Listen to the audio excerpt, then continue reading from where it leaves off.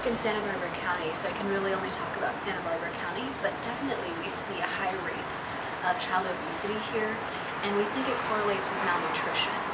That really kids are eating too much fast food, they're not getting nutritious foods full of vitamins that help them metabolize the food well, and they're probably not getting enough physical activity as well, because they might live in neighborhoods that aren't very walkable, or they don't have a lot of access to sports equipment, or safe places where they can play. So we're seeing a lot of childhood obesity in the population that we're serving here in the county as well. Well, we definitely want to be part of that, in empowering schools to serve healthier, greener foods, fresh foods.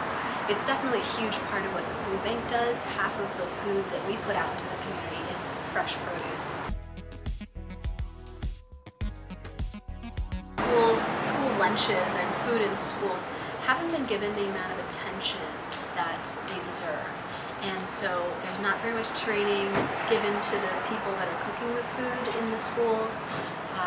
Their budgets are probably curtailed and sort of minimized a lot, so they're not able to purchase the high quality food. They're going for very inexpensive frozen and sort of preserved foods with a lot of additives and things like that. Well, I think it's the way we see it at the food bank is that a lot of the people that access our services are working families.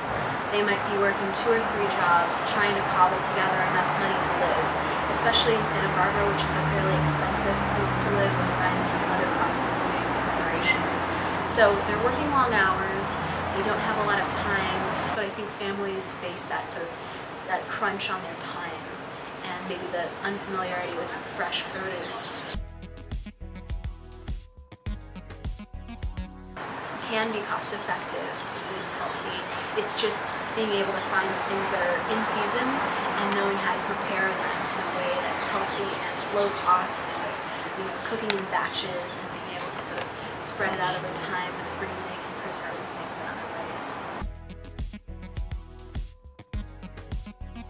We try to reach families through their kids, like you say, from a very young age. So we actually even have an educational program for preschoolers, like 2, 3, 4-year-old kids, where we go into a preschool and we have very fun educational but age-appropriate lesson about produce. So we'll read a storybook with lots of pictures about fruits and vegetables, things like that, and maybe like the hungry caterpillar. Making it entertaining. So we make it entertaining, and then we give them a sample of the fruit or vegetable that we've talked about, and so they get to try it themselves, and they can make a positive association with that fruit or that vegetable, and then we give them information that they can take home to their parents, so they know how to cook with it, or that their child likes it, and they introduce it in sort of a low-stress way.